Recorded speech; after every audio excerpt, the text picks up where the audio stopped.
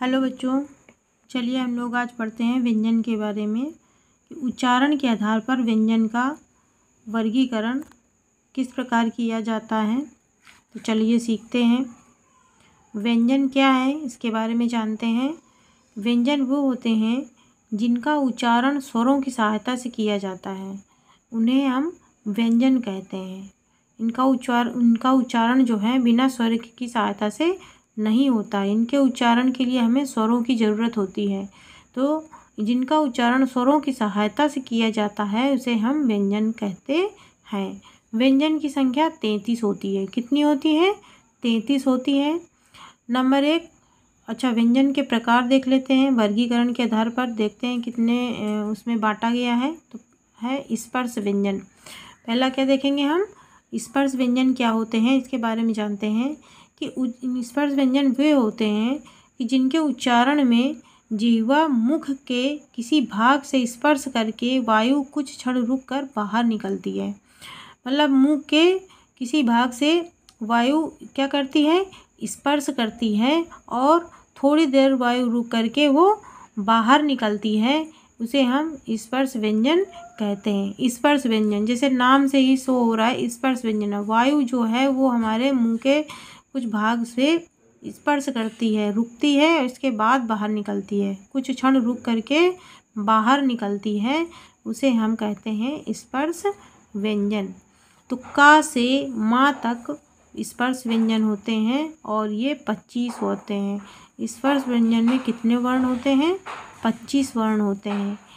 का वर्ग, चा वर्ग, टा वर्ग, ता वर्ग और पा वर्ग। का वर्ग जो होते हैं वो कंठ वर्ग से निकलते हैं। कंठ से निकलते हैं हमारे का वर्ग वाले जो व्यंजन होते हैं, जैसे क, ख, ग, घ, अंगा, ये हमारे कंठ से निकलते हैं। कहाँ से निकलते हैं का वर्ग वाले? का से कंठ, याद रखिए। का से कंठ वर्ग हो गए, का वाले वर्ग हो गए। क, ख, ग, घ, अंगा। चा वर्ग वाले जो शब्द होते हैं, अक्षर होते हैं, च, छ, ज, झ, ञ, ये तालु वर्ग से निकलते हैं। किससे निकलते हैं? तालु वर्ग से निकलते हैं चा वर्ग वाले।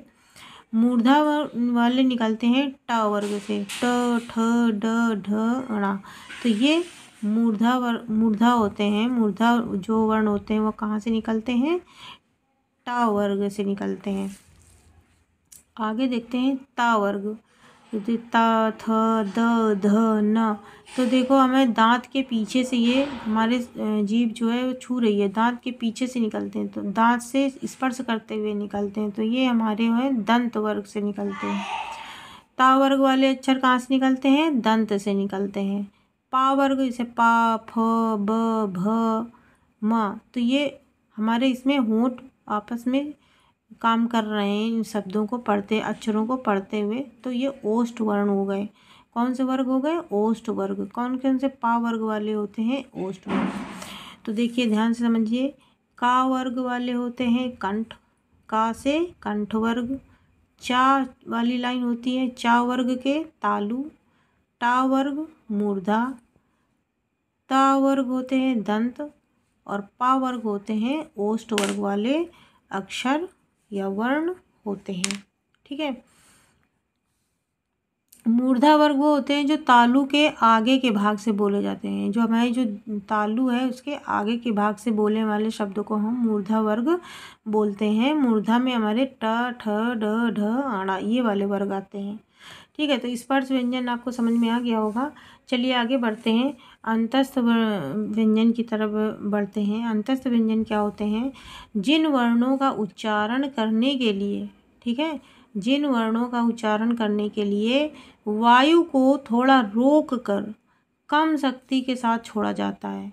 वायु को थोड़ा रोक कर कम शक्ति के साथ छोड़ा जाता है, अंतस्थ व्यंजन कहलाते हैं। इनको हम अंतस्थ व्यंजन को यण व्यंजन भी कहते हैं। क्या कहते हैं? यण भी कहते हैं। ये स्वर और व्यंजन के मध्य में स्थित होता है। कहाँ होता है? स्वर और व्यंजन के बीच में स्थित होता है। कौन? अंतस्थ वाला। इनकी संख्या होती है 4। अंतस्थ व्यंजन की संख्या होती है, कितनी संख्या होती है? 4 होती है। कौन कौन? य, र, ल, व। ठीक। अंतस्थ व्यंजन की संख्या कितनी होती है? 4 होती हैं। इनको अंतस्थ व्यंजन किसे कहते हैं? इनमें क्या होता है? इनके उच्चारण के लिए वायु को थोड़ा रोककर कम शक्ति के साथ छोड़ा जाता है। अंतस्थ व्यंजन को यण व्यंजन भी कहते हैं। ये स्वर और व्यंजन के मध्य स्थित होता है। संख्या में 4 होते हैं, य, र, ल, व। उम्मीद है आपको ये भी समझ में आ गया होगा अंतस्थ व्यंजन क्या होते हैं। चलिए आगे बढ़ते हैं। अगला है हमारा ऊष्म व्यंजन। क्या है? ऊष्म व्यंजन। नाम से ही समझिए, जिन वर्णों के उच्चारण के लिए, ठीक है, जिन वर्णों का उच्चारण के लिए वायु को धीरे धीरे रोक कर रगड़ के साथ यानी घर्षण के साथ निकाला जाता है, ऊष्म व्यंजन या घर्षक या संघर्षी व्यंजन कहा जाता है। ऊष्म व्यंजन के देखो कितने दूसरे नाम भी हैं। ऊष्म व्यंजन को हम घर्षक व्यंजन भी कहते हैं, संघर्षी व्यंजन भी कहते हैं। क्यों कहते हैं? क्योंकि इन वर्णों के उच्चारण के लिए जो हम वायु को अंदर ले जाते हैं, उनको धीरे धीरे रोक करके रगड़ के साथ बाहर निकाला जाता है। इस वजह से हम ऊष्म व्यंजन को घर्षी व्यंजन या घर्षण व्यंजन भी कहते हैं। अच्छा, ऊष्म व्यंजन कितने प्रकार के होते हैं? ये 4 प्रकार के होते हैं। श, श, श, ह। ठीक है, सीटी वाला श, षटकोण वाला श, सपेरा वाला स और ह। श, श, श, श, ये क्या होते हैं? हमारे ऊष्म व्यंजन होते हैं। तो हमने इसमें क्या पढ़ा? स्पर्श व्यंजन पढ़े, अंतस्थ व्यंजन, स्पर्श व्यंजन पढ़े, अंतस्थ व्यंजन पढ़े और ऊष्म व्यंजन पढ़े। स्पर्श व्यंजन कितने हैं टोटल? स्पर्श व्यंजन 25 होते हैं, 25 वर्ण होते हैं इसमें। अंतस्थ व्यंजन में 4 वर्ण होते हैं, ठीक है, और ऊष्म व्यंजन में भी 4 वर्ण होते हैं। चलिए आगे देखते हैं संयुक्त व्यंजन। चलिए देखते हैं संयुक्त व्यंजन। ठीक है, संयुक्त व्यंजन में इसके नाम से ही जैसे शो हो रहा है, संयुक्त मतलब जोड़ना। 2 अलग अलग व्यंजनों के योग से बने व्यंजन को संयुक्त व्यंजन कहते हैं। संयुक्त व्यंजन में क्या होता है? 2 जो वर्ण होते हैं वो अलग अलग 2 अलग अलग व्यंजनों के योग से बने व्यंजन को हम संयुक्त व्यंजन कहते हैं। ठीक है, ये कितने होते हैं? संयुक्त व्यंजन भी 4 होते हैं। कितने होते हैं? 4। कौन कौन से? छ, त्र, ज्ञ और श्र।